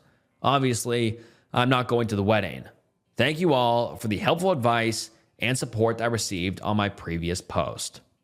And now let's get into some of the top comments. Someone says, well, that was unbelievably terrifying. Christ. Something's not right about this one. Someone replies to that saying, yeah, 100% would never go near them again. I would have contacted the girl's parents, however, and told them to help their daughter. It was never a problem OP could solve without significant risk to herself. I would have asked the girl's parents to take that risk as they should. And someone else replies saying, this has serial killer couple vibes all over it. Also, what the fuck, OP? Your friend admits she wants to R-word you, and you still care for her as a friend? Someone else says, Jesus, what a nightmare. At first, it seemed like Kate was a victim, but now it looks like she was fine with S.A.ing her friend? I'm glad OP got out of there. And someone else says, holy shit, that was an insane read. I caught my husband cheating on me with his stepsister. Originally posted to True Off My Chest, and the post reads as follows. I just need a place to let this out. Last week, I, 29 female, caught my husband, Jack, 30 male, cheating on me with his stepsister, Claire, who is 24 female. I went out with a friend last Saturday and planned to stay at her house. Jack didn't want to be alone all night, so he said he'd just go hang out with his stepsister. They've always been close, and they ended up going to a bar. I was feeling unwell and just wanted my bed, so I decided to get an Uber and head home. I was not expecting to walk in on them having intimacy on the couch. I literally threw up on the floor by the front door. They told me they were drunk and it just kind of happened. I screamed at them both to leave. Jack refused to leave and refused to sleep on the couch. So I ended up leaving anyways and went back to my friends. I am still in shock that he actually slept with Claire. I think I'm gonna file for divorce. I am so overwhelmed and uncomfortable. Has anyone else gone through this? Please message me if so. I feel very alone and confused. Also, do I tell their parents that's why we're gonna get a divorce? I've been isolating myself a lot because of this. And now let's get into some of the top comments. Someone says, I'm guessing this wasn't the first time. I'm sorry, OP. Please don't hesitate to tell people why you are divorcing so he doesn't have the opportunity to paint you as the bad guy. Another user says, wow, I am so sorry, OP. Definitely tell their parents. I'm curious, how long have they been step-siblings? And the OP replies saying, their parents got married when they were very young. It makes me kind of sick that they've been in each other's lives since they were young and could actually do this. They've always said they consider themselves as full siblings, so this is really disturbing. Another user replies to that saying, they probably said that to throw you off. Sorry, they've probably been doing this for a very long time. And another user replies saying, I agree. I feel like something like that doesn't just happen after so many years of living as siblings. It may have been going on for a while, but what worries me is since when? There is a 6-year age difference here. Even if they did wait until she was older, 18, he'd be 24. Just the fact that he could look at her as anything other than his bratty little sister is very disturbing and concerning. So run sounds like way too much to deal with. That is not your responsibility. And someone else says, you think? Even ignoring the stepsister element, he took a girl into your home knowing you wouldn't be there to have intimacy. I'm gonna bet it is not their first time something like this has happened. Get proof, lawyer up, and tell the family. Another user comments saying, has she tried calling you? And the OP replied saying, yes. Claire tries texting me every day to apologize and is begging me not to tell anyone. And then someone replies saying, it's not your burden to keep their shameful betrayal a secret. The faster you tell people and get it out in the open, the sooner this will all be over. And then another user says, if they have been step-siblings since young ages, not only would I expect them to see each other as siblings, I'd also expect him to see her as his little sister. When he hits puberty, she would have just been very young, and it strikes me as kind of predatory for him to see her intimately. Even if they are both consenting adults now, because that attraction wouldn't just have randomly developed after all this time, it would have been there, acted upon or not, for many years. Likely when he was an adult and she was still a minor. And then the OP posted an update 5 days later, and let's get into it. I wanted more information on how long it's been going on and at what age it started. So I decided to text Claire. I told her I wouldn't tell anyone if she answered my questions. She agreed to tell me everything. I asked her when they first had intimacy, At first, she told me it was their first time, but I told her I'm not believing that. She then confessed that their first time was right before she turned 18. I'm so disgusted and extremely concerned. Then I asked her if it's still been happening since then, and she said no. She explained that they did it when she was still a minor and never did it again until last week. I don't think I can trust her though. I don't know. She also told me that Jack is the one who initiated it, but who knows if that's the truth. It very well could be though. Jack and I have been together for 5 years, married for 2. We are gonna start trying for a baby soon. So I'm crushed. I wasted so many years of my life with this man. I don't even know who he even is right now. I lied to Claire though. I 100% planned on telling their parents. Some of you say that it would be wrong to do so, but because it happened when she was still a minor, I felt like they needed to know and deal with it however they chose. They didn't believe me at first, until I showed them the screenshots of mine and Claire's conversation. They still seem to be in denial a little bit. I don't blame them though. I told them I'm filing for divorce and that I'm moving on with my life. They gave me a hug and said they'd speak to both of them, but I told my mother-in-law that I didn't want to know anything else and to please let me live in peace. She's going to respect that. I more than likely won't have any more updates, but I wanted everyone to know that I'm for sure getting a divorce and I'm going to find a therapist because I'm depressed and need the support to move on.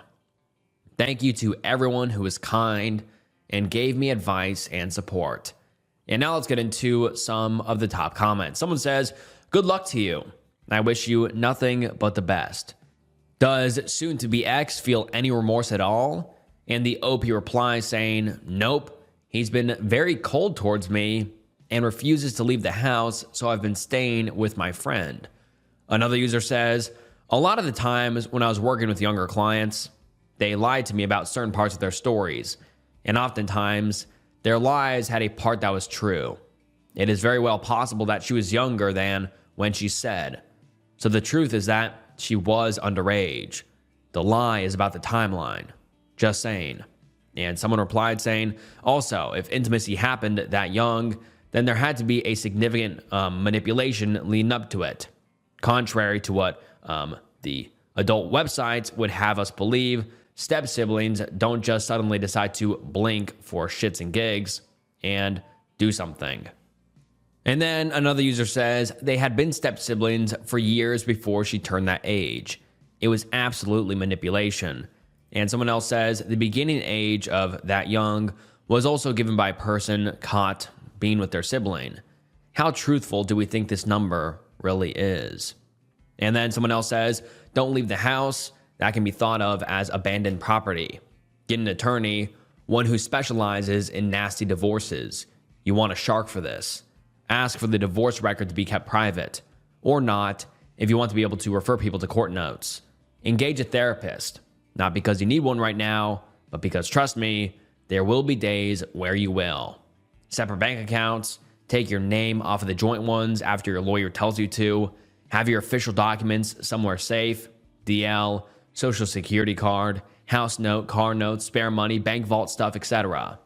And then someone else says, "I know people are saying you told the parents out of petty revenge, but I think you were right to tell them. Who knows what your husband would have told his parents about the reasons for the divorce. In order to hide his own wrongdoings, he might have started telling them, and others, that it was you who cheated. Believe me, I've seen it happen. It's important that you set the record straight." And someone else says, "I'm weirdly proud of you. That took such courage, and you handled it with incredible dignity. I wish you well as you start to pick up the pieces. I know this is the furthest thing from your mind, but one day you will meet someone who will make you glad you left Jack." And that is the last update we have ever received from the OP, and I just hope that the OP can get out of this disgusting mess, be able to divorce him pretty easily, and get safe and happy. But, man, I just feel so bad for the OP. I can't imagine walking in on that. That'll take years to recover from, but I really do hope that the OP is doing better now. And all right, guys, that wraps up 2 hours of some disturbing Reddit threads. I hope you found today's video interesting. If you did, then please comment down below your thoughts, concerns, feedback. I read every single comment, and make sure you like the video and subscribe to the channel. The channel subscriber goal is 1 million subscribers before the end of the year, so please subscribe. It really does help more than you know. And I just want to say thank you so much. You guys are the best. I really do appreciate you guys watching all of these videos. And make sure you follow my Spotify, follow my Instagram, and yeah, subscribe here on YouTube. But you guys are the best. Thank you all so much for watching. It truly does mean the world. And this was Snook, and I'll see you next time. Bye.